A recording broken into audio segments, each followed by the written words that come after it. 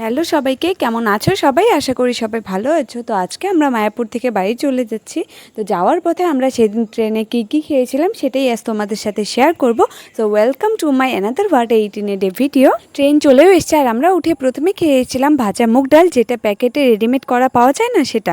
তারপর খেয়েছিলাম happy happy biscuit, আর তারপর খাই ঘরে বানানো চিড়া ভাজা, যেটা আমার বাড়ি থেকে ভেজে নিয়ে গেছিলো। তারপর আমরা খাই বুট মাখা। আর এখন তোমরা ভাবছো যে এটা গ্লাসে কেন, যারা ট্রেনে বিক্রি করে তারা তো গ্লাসে দেয় না। আসলে না, আমাদের কাছে সবকিছুই ছিল, ভেজানো বুটও ছিল, তো আমরা এটা সবাই মিলে বানিয়েছিলাম। এখন যে তোমরা দেখতে পাচ্ছ এটা হচ্ছে গঙ্গা নদী, যেটা ফারাক্কাতে আছে।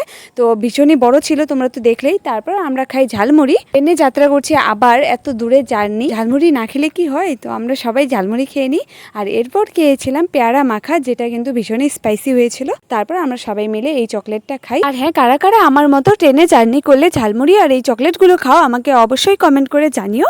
তো তারপর আমরা পৌঁছে যাই মালদা, আর ওখান থেকে আমাদের আবারও ট্রেন ছিল। আর আমরা ট্রেনে ভীষণই মজা করেছিলাম সবাই মিলে। তো তোমরা সবটা আমার ব্লগে দেখতে পাবে, আমি ব্লগটা অলরেডি পোস্ট করে দিয়েছি। তো তোমরা চাইলে চেক আউট করতে পারো, আমি ব্লগটা এই শর্টসের সাথে অ্যাটাচ করে দিয়েছি, তো চাইলে দেখে নিও। বাই।